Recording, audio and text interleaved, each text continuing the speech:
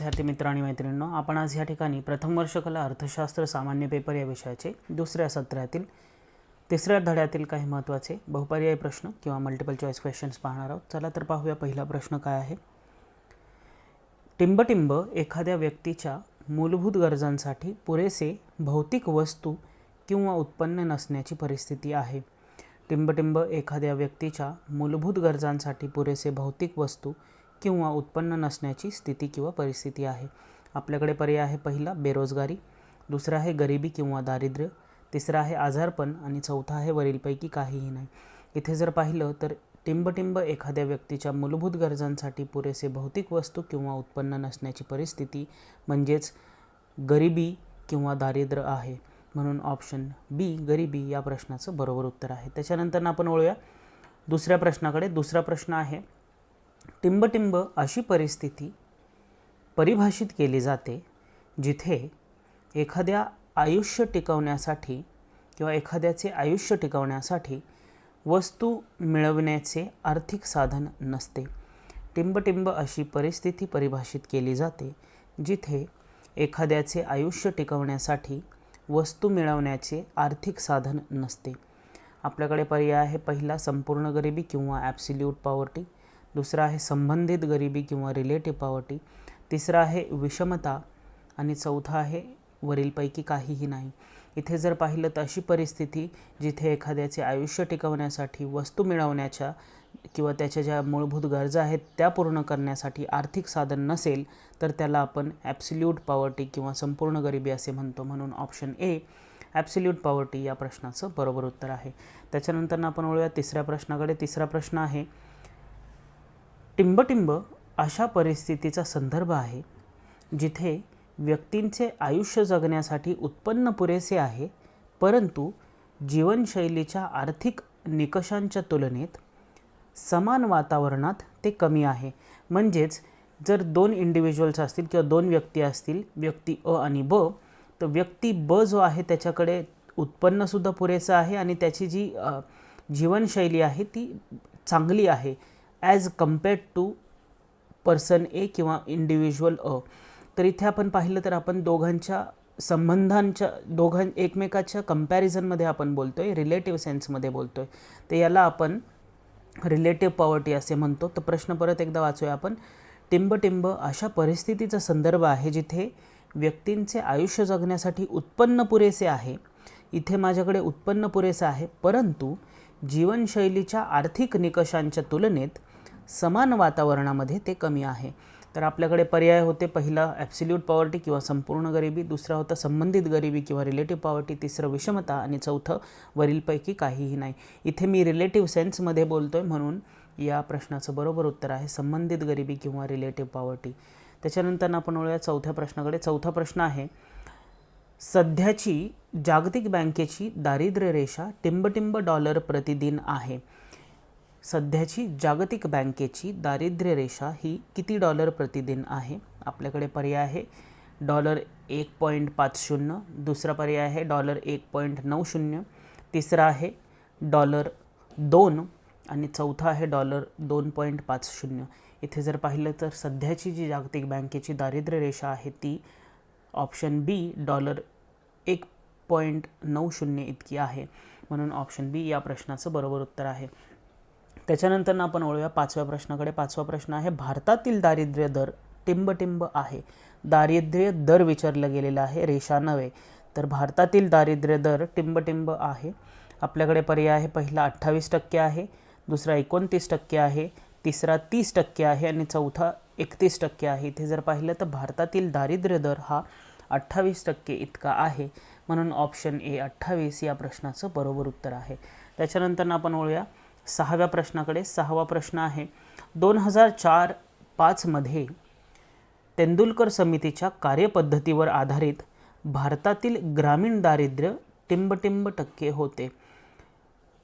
तेंडुलकर समितीच्या कार्यपद्धतीवर आधारित भारतातील ग्रामीण दारिद्र्य किती टक्के होते 2004-05 मध्ये, अशा स्वरूपाचा प्रश्न आहे.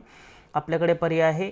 पहिला 41.8%, दुसरा आहे 41.0%, तिसरा आहे 39.9% आणि चौथा आहे 39.7%.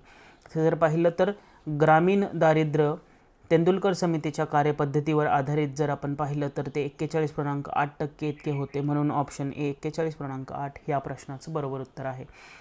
त्याच्यानंतर आपण वळूया 7व्या प्रश्नाकडे. 7वा प्रश्न आहे 2004-5 मध्ये तेंडुलकर समितीच्या कार्यपद्धतीवर आधारित भारतातील शहरी दारिद्र्य टिंबटिंब टक्के होते.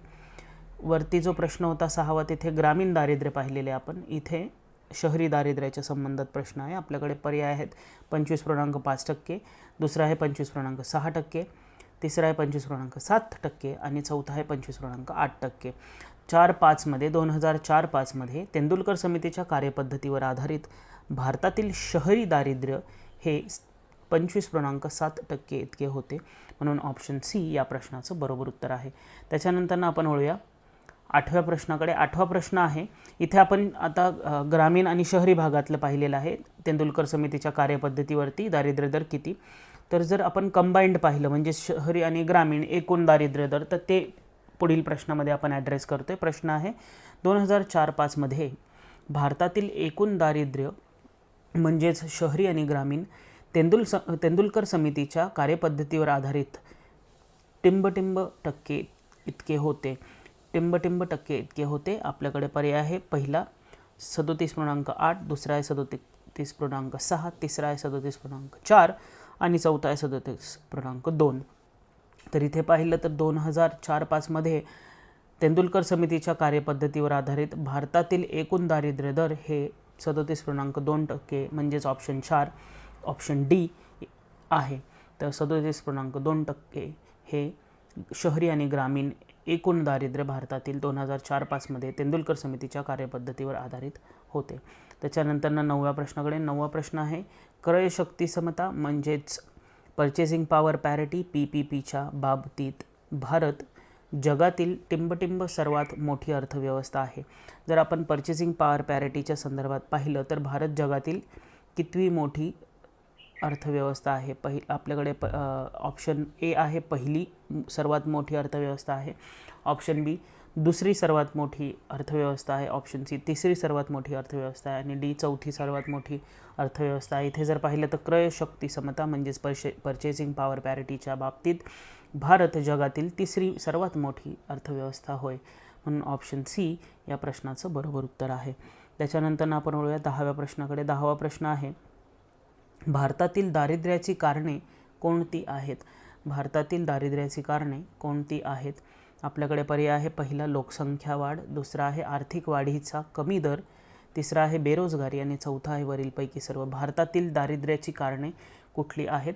तर लोकसंख्यामध्ये असंख्य वाढ आहे, आर्थिक वाढीची जी दर आहेत ती खूप कमी आहेत आणि बेरोजगारीची परिस्थितीसुद्धा आहे, म्हणून ऑप्शन डी वरीलपैकी सर्व या प्रश्नाचं बरोबर उत्तर आहे. त्याच्यानंतर वळूया आपण 11व्या प्रश्नाकडे. 11वा प्रश्न आहे भारतातील गरिबीच्या महत्त्वपूर्ण कारणांमध्ये टिंबटिंब समाविष्ट आहेत.